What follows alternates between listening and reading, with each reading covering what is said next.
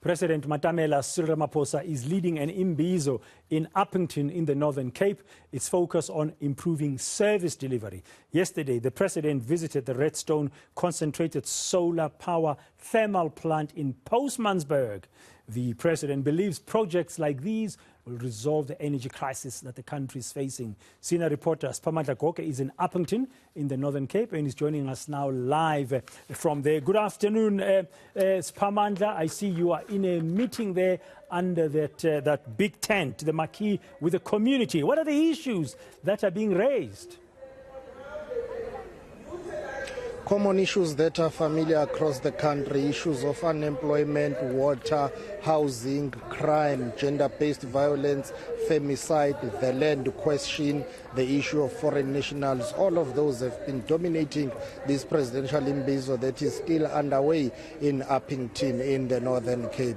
President Cyril Ramaphosa is interacting and listening to members of the community here who are basically venting out, talking about their frustrations. Cost of living is high, unemployment, energy crisis, all those they continue to dominate. As I'm doing this live interview, behind me, the Minister of Agriculture, Togo Didisa, is on the podium responding to some of the issues that have been raised by the farming community in this area and those who are calling on seasonal farming, or rather seasonal job opportunities in the farming sector or agricultural sector. She's talking about opportunities that can be unlocked and also how can farmers be assisted to ensure that the issue of food security and production is taken care of in the area. A number of ministers have responded to what residents have been raising, including the issue of policing. They've been complaining about rampant crime in the area, saying more needs to be done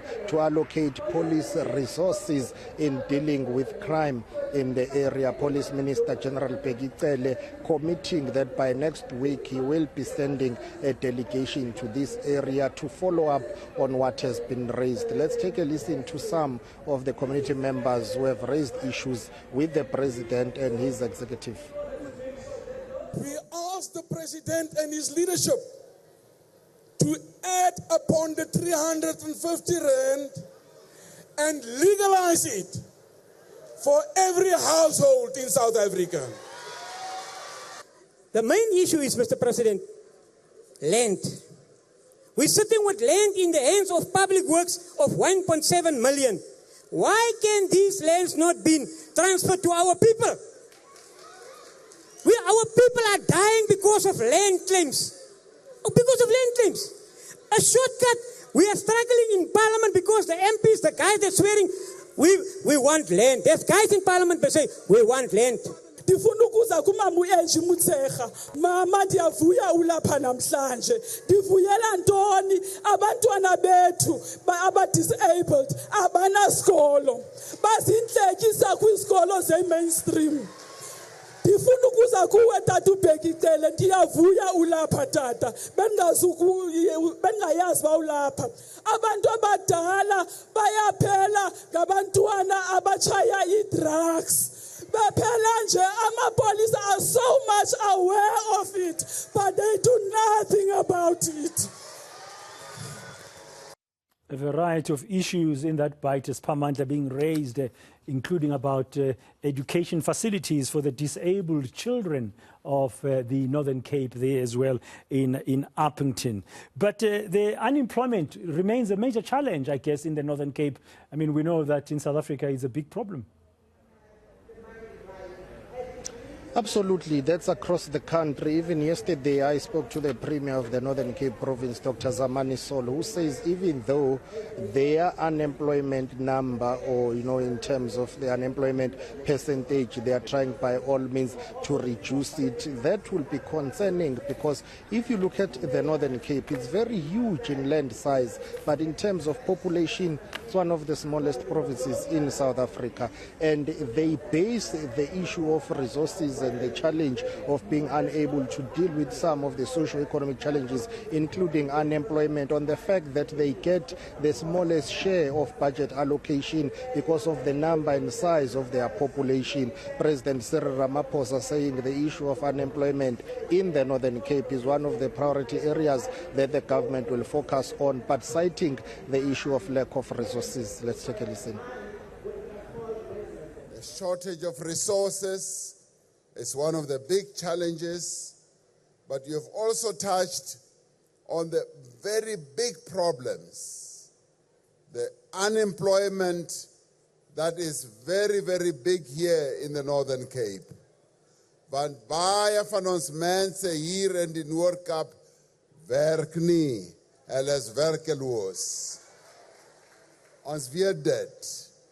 And we also know this other problem, that the focus has been on targeting those who are 18 and 35. It's now been made clear to us that we cannot just target those who are 18 and 35. We must go beyond 35 as well. And Siphamandla, I mean, you said there are a couple of cabinet ministers who are there. Togo Didiza currently on stage, the Minister of Land Reform and Agriculture. We also had one of the residents there addressing herself to Angie Motshekga, the Minister of Basic Education. But Barbara Creecy was also there, and I understand you had an opportunity to chat to her about some of the Northern Cape challenges, particularly around energy. Indeed, remember the Northern Cape is projecting itself or trying hard to become the hub when it comes to the new form of mixed energy. They have their green hydrogen strategy that they are implementing. Yesterday, President Cyril Ramaphosa and his delegation visiting one of the biggest power plants that are under construction in the country. I'm talking about the solar thermal power plant in the Northern Cape. That project has created more than 2,000 job opportunities. When you talk about the new forms of energy, the issue of the environment comes in here. Barbara Creecy telling this gathering that South Africa is one of them, or rather is in the top 10 countries of, those, or rather that list that is very sunny, saying the sun here allows for such projects to be constructed or to get underway in order to produce energy. Be it you are talking about wind, you're talking about solar, you are talking about sun, in order to complement what South Africa is already getting by using coal to generate electricity. So she was saying in the Northern Cape there is a potential to do more projects that will bring on board the issue of energy and alleviate the crisis that the country is facing with Eskom. Let's take a listen to what she said when she was responding to some of the questions that were raised inside. Our country and the rest of the world are gradually moving away from using coal to generate electricity to using sunshine.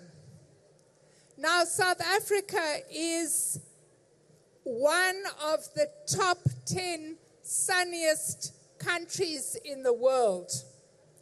And what that means is that here in the Northern Cape, you have a greater potential to generate electricity than anywhere else in the country. We are working together with Eskom to start to build transmission lines, these big electricity carrying pylons that will move electricity from the Northern Cape to the rest of the country. And finally, Siphamandla, while the speeches are going on there, as you said, the president has been in the Northern Cape since yesterday, visiting some of these new projects of renewable energy as part of the green economy there. What's next for him after this session that he's having now with the residents of Upington? Well, he will be asking for a detailed report and continuous engagement with his ministers. He is about to take to the podium. In fact, I can see him taking to the podium now to respond to what has been raised after ministers have responded. So the president will be the final speaker in terms of this program. But, you know, afterwards, the question is what for the people of Upington and the Northern Cape?